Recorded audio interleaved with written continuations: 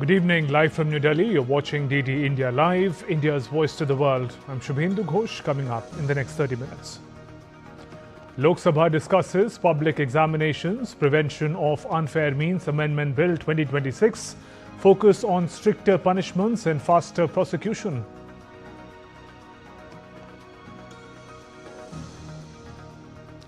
Thousands protest in Pakistan-occupied Jammu and Kashmir. India says elections conducted in POJK by Pakistan are an attempt to legitimize its unlawful occupation.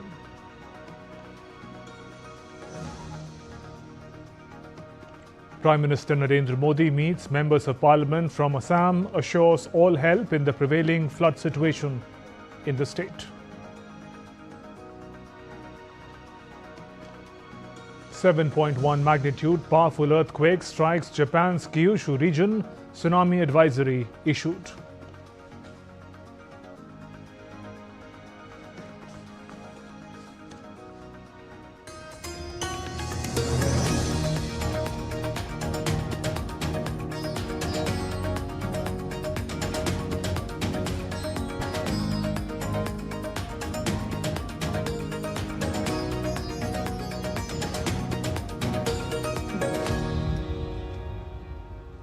The National Democratic Alliance Parliamentary Party held Mangal Milan meeting in Parliament Complex on Tuesday.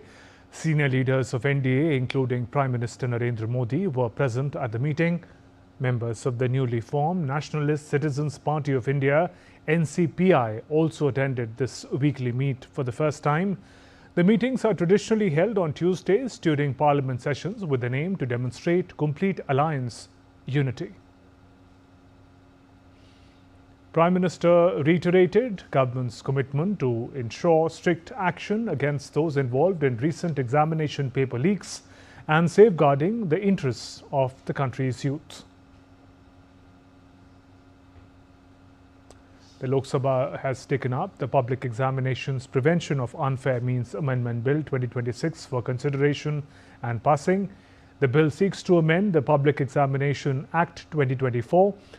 Legislation incorporates several significant provisions, including stringent penalties such as imprisonment for up to 10 years, fines of up to 10 crore rupees, and seizure of properties of convicted offenders. To ensure the expeditious disposal of cases, legislation mandates that every state government and union territory administration establishes special fast-track courts for day-to-day trial. Moving the bill, Minister of State for Personal Public Grievances and Pensions, Dr. Jitendra Singh said, the new legislation reaffirms government's deep commitment to safeguarding welfare of students and the youth of the country.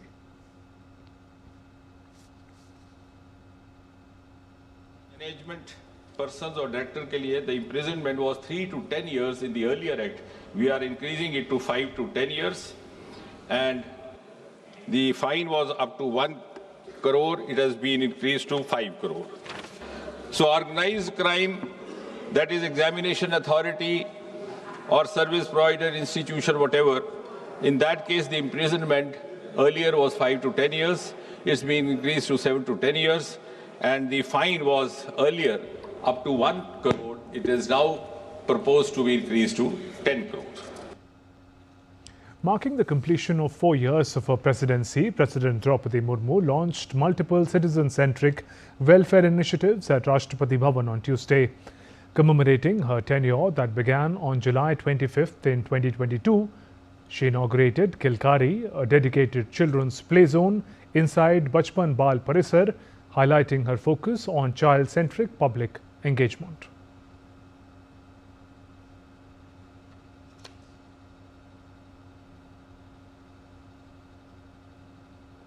The President also launched the third edition of E-Upahar portal, offering 300 curated presidential gifts for public auction between August 5th and September 5th.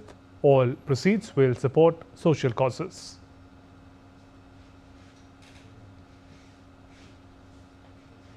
President Murmu also inaugurated an e-audio guide. This app-based multilingual guide, developed to enhance the experience of visitors to Rashtrapati Bhavan, is available in Hindi, English and 14 other languages, included in the 8th schedule of the Indian Constitution.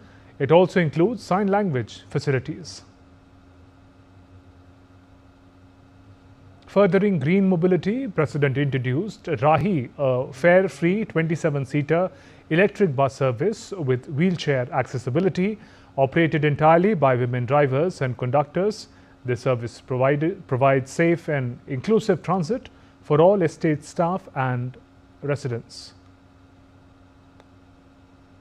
President Draupadi Murmu also marked her environmental commitment by planting a tree as part of Ek Ped Maa Ke Naam initiative.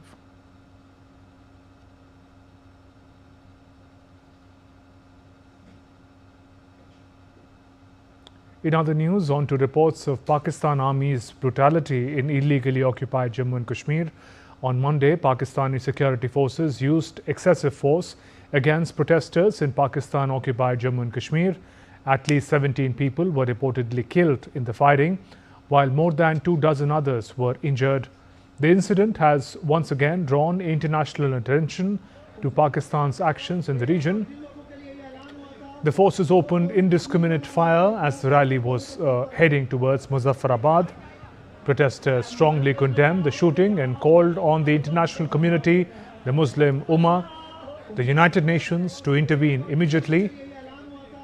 Reports also claim that since the protests began, a total of 91 people have been killed in fighting by Pakistani security forces over the past couple of months. After 52 days of continuous demonstrations, the situation remains tense, with demonstrators demanding release of detainees, withdrawal of cases against protesters, and acceptance of their broader demands.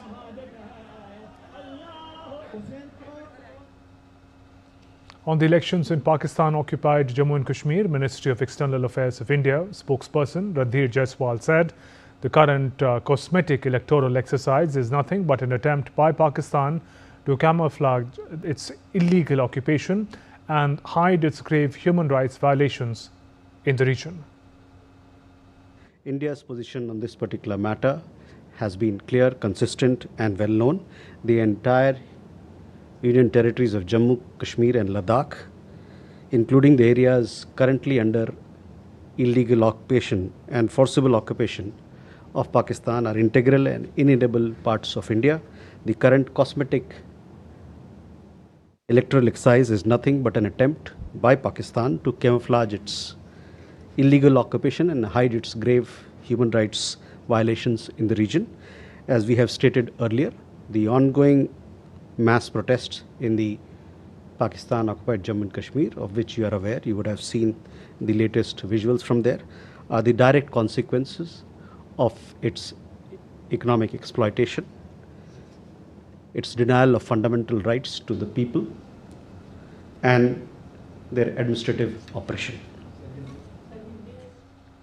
In other news, French firefighters continued to battle wildfires in the country's southwest, as many hoped favorable weather conditions could ease the blazes that have scorched through more than 40,000 hectares of land. Around 220,000 people have been evacuated due to wildfires. The return of searing temperatures from Tuesday threatened to complicate firefighting efforts. Meanwhile, French President Emmanuel Macron thanked firefighters in Bordeaux for their efforts and warned that wildfire crisis would remain challenging in the coming weeks. Macron described the wildfires as France's toughest crisis since World War II and pledged government support.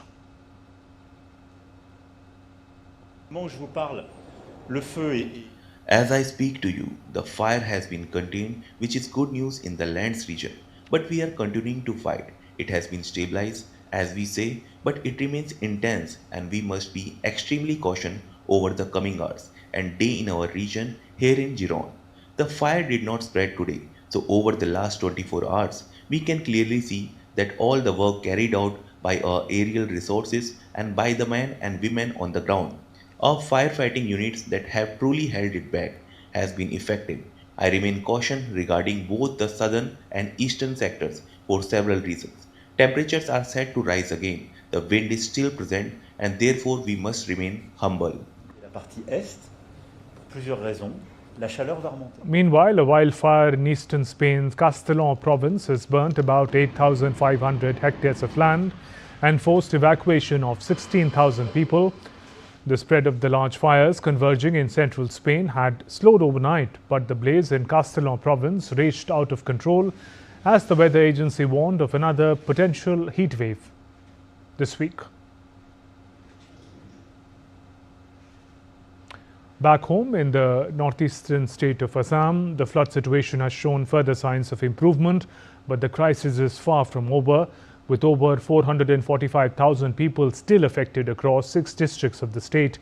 According to the latest Assam State Disaster Management Authority report, Sivasagar, Charaideo, Golaghat, Jorhat, Nagaon and Kamrup Metro continue to remain affected. Charaideo continues to be the worst hit district with over 188,000 people affected, followed by Sivasagar with more than 144,000 people and Jorhat with over 74,000 affected residents. Rescue and relief operations are continuing in the affected districts with deployment of 179 medical teams and 67 rescue boats. Authorities remain on alert and have urged residents in vulnerable areas to stay cautious and follow official advisories. The flood has also caused widespread damage to infrastructure and livestock.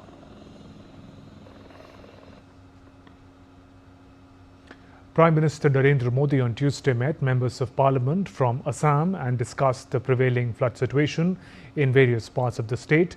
In a post on X, Prime Minister said the centre is working closely with Assam government in assisting those affected and prayed for everyone's safety and well-being. The centre has been closely monitoring the situation, with union ministers reviewing ground efforts and interministerial teams assessing damage. Rescue and relief work by NDRF, SDRF and state agencies remains underway. A powerful magnitude 7.1 earthquake struck Japan's Kyushu region on Tuesday afternoon, centered near the Kumamoto prefecture, as per the Japan Met Agency. The shallow tremor registered the maximum intensity of 7 on Japan's Shindo scale and triggered emergency warnings across Kumamoto, Nagasaki, Kagoshima, Fukuoka, Saga, Oita and Miyazaki prefectures. A tsunami advisory for waves up to 1 meter was issued for coastal areas of the Ariake and the Yatsushiro seas. However, it has now been lifted. The U.S. Pacific Tsunami Warning Center also confirmed there is no threat to Hawaii or American Samoa. Reports of what sounded like an explosion at the Aeon Mall in Kumamoto Prefecture were also received after the major earthquake. Emergency services and local fire officials confirmed multiple shoppers and individuals remain trapped inside the damaged shopping complex in Kashima town. Japan's Kumamoto police say there are quite a few presumed dead after the mall explosion.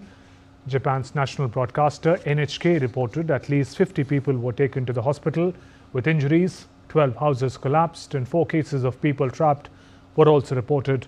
Japanese Prime Minister Sanai Takaichi said several injuries, collapsed buildings and fires have been reported after the earthquake.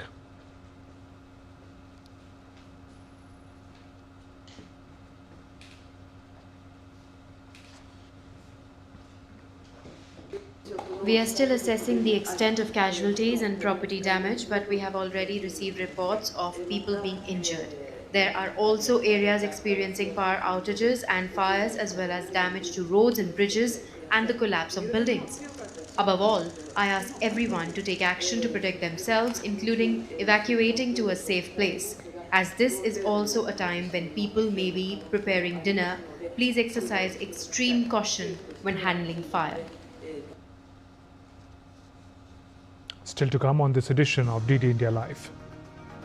Government approves RBI proposal to introduce polymer banknotes in denominations of 10 and 20 rupees. And World Hepatitis Day observed on 28th July every year.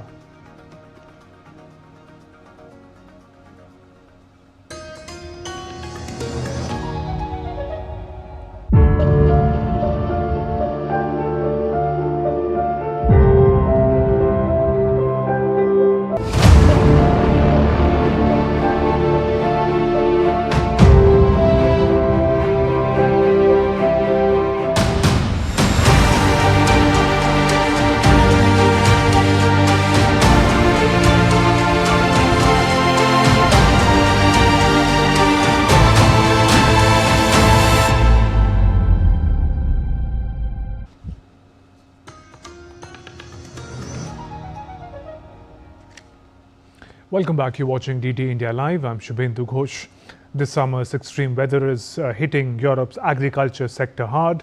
Grain farmers could be facing their worst harvest in years as extreme weather events damage crops.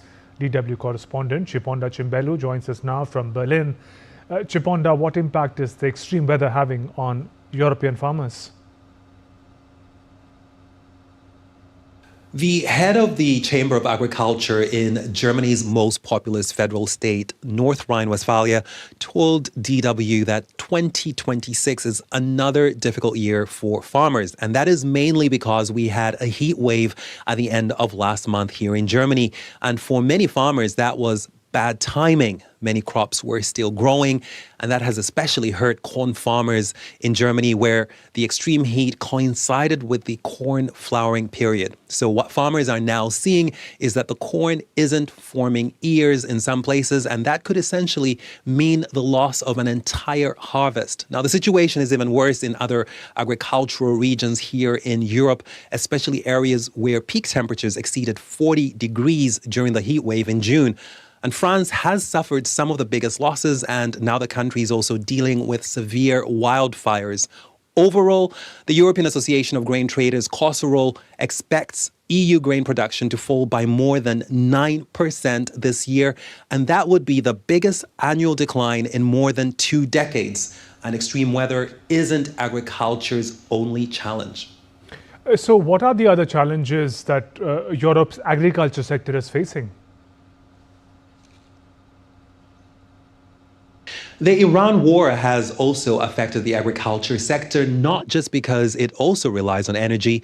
The Middle East is a hub for nitrogen fertilizer production and exports, so the Iran war and the disruption it has caused has led to higher fertilizer costs, and that, of course, drives up prices elsewhere.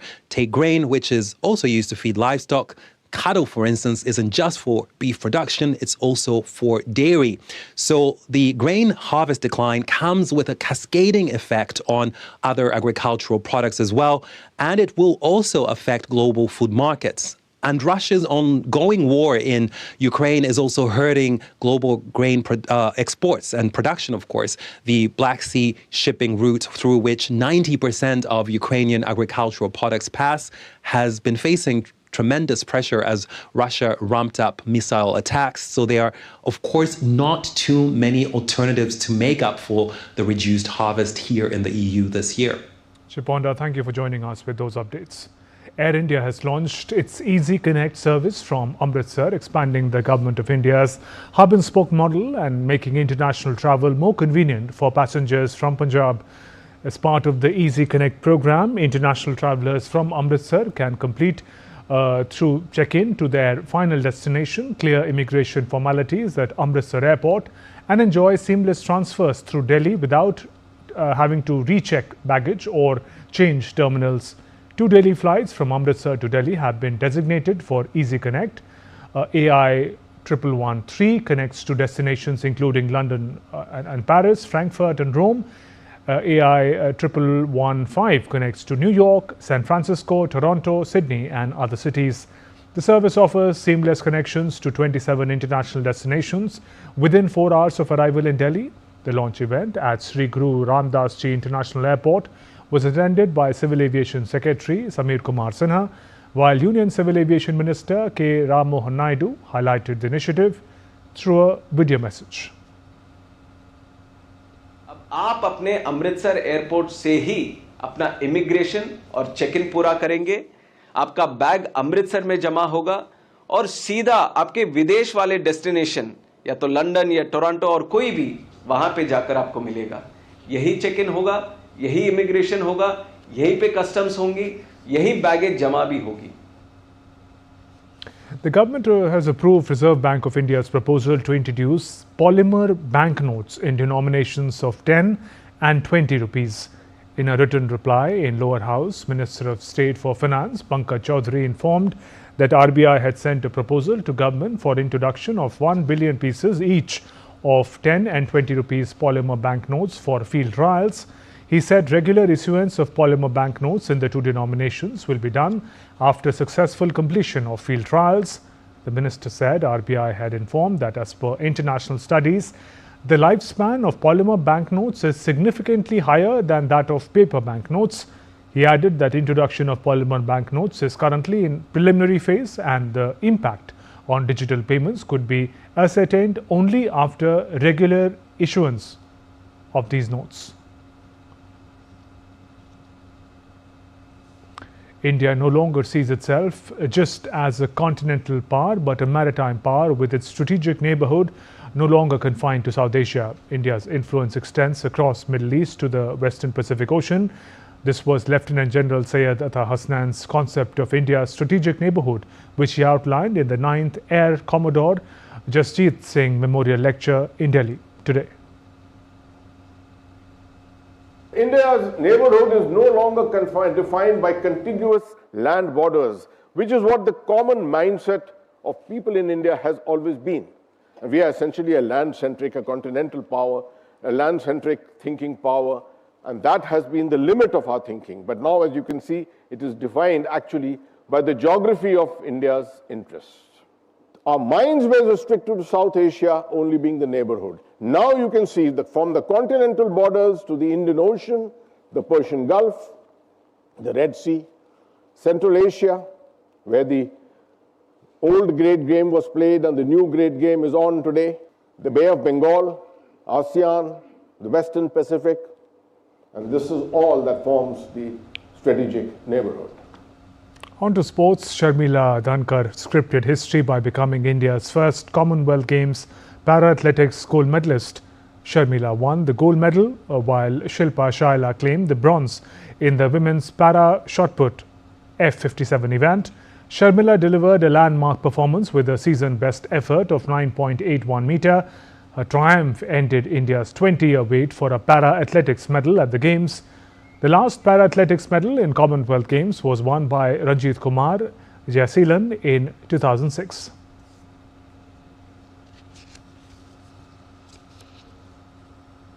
At the Glasgow Commonwealth Games, Indian weightlifters have once again underlined the country's dominance in the sport.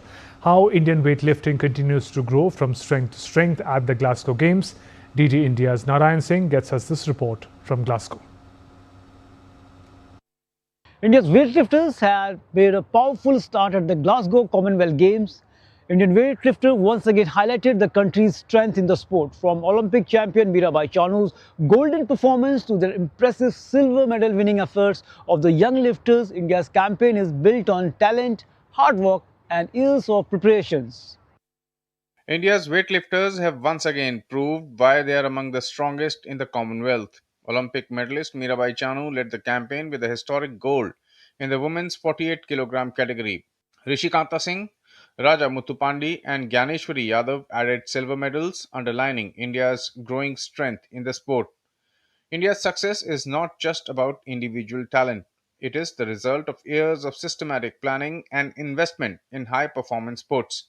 Under the Target Olympic Podium scheme and the annual calendar for training and competition, weightlifters receive international exposure, scientific support, nutrition, physiotherapy, sports psychology, and regular training with world-class Indian and foreign coaches.